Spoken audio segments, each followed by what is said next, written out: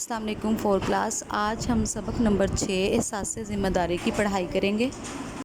बरसात का मौसम था और बच्चों को स्कूल से छुट्टियां थी। आज सुबह से आसमान पर बादल और धूप आंख मिचौली खेल रहे थे। कभी बादल जीतकर नित नए मनाजिर बनाते और बारिश होने लगती और कभी फिर से धूप निकल आती। हसन और आमना मौसम की इस खुशगवार तब्दीली पर बातचीत कर रहे थे कि अब्बा जान ने उन्हें आकर यह खुशखबरी सुनाई कि परसों चचा इशफाक तुर्की से वापस आ रहे हैं।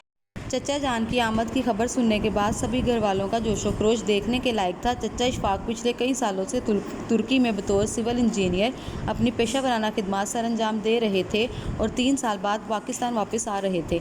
2 दिन घर की सफाई में गुजर के और वो दिन आ गया जिसका सबको इंतज़ार था। जब अब्बा और दादा जान चचा इशफाक को लेकर घर आए तो उनकी वापसी तक दोबारा मूसलाधार बारिश होने लगी और गलियाँ पानी से भर गईं।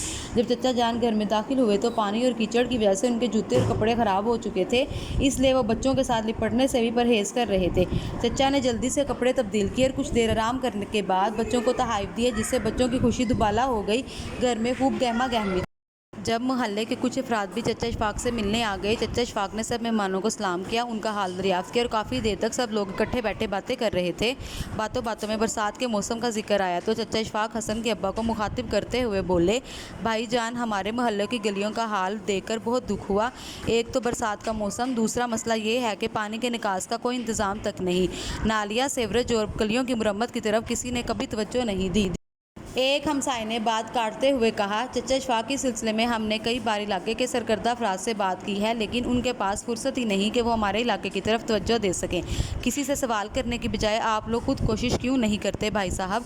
चचा इशफाक ने लोगों से पूछा, हम खुद ये काम कैसे कर सकते हैं? एक हमसाये ने हैरान होकर सवाल किया। चचा इशफाक ने वहाँ मौजूद सभी लोगों पर नज़र डाली और कहने लगे, देखो भाइयों, हम एक तरक्की पजीर मुल्क के बशिंदे हैं। हमें कोशिश करनी चाहिए कि हम खुद अपने पैरों पर खड़े हो सकें। चचा जान की बातें सुनकर 2-3 मोहल्लेदार हम आवाज़ होकर बोले, वो कैसे? जवाब में चचा साहब ने कहा, वो ऐसे कि अगर हम अहले मोहल्ला को इकट्ठा करके इस बात पर कायल कर लें कि ये हमारा इलाका है, हम यहाँ के बासी हैं, तो क्यों ना हम इमदाद बाहमी के ज़रिए से अपने इलाके के लिए कुछ करें। इस पर हसन के अब्बू ने पूछा, लेकिन हम ये काम कैसे कर सकते हैं? आखिर हमें भी तो कुछ पता चले। चचा जान ने इन सब की तरफ मुस्कुराहट भरी नज़रों से देखते हुए कहा, भाईजान, बात तो सीधी और साफ़ है कि हमें खुद अपनी ज़िम्मेदारी को समझना चाहिए। दुनिया में हमेशा वही ममालिक तरक्की करते हैं जिनके बाशिंदे इमदाद बाहमी के ज़रिए से अपने कामों को संवारते हैं। हम जब बिरूने मुल्क जाकर देखें तो पता चलता है कि वहाँ की तरक्की में इदारों और हुकूमतों से ज़्यादा खुद आवाम का हाथ है।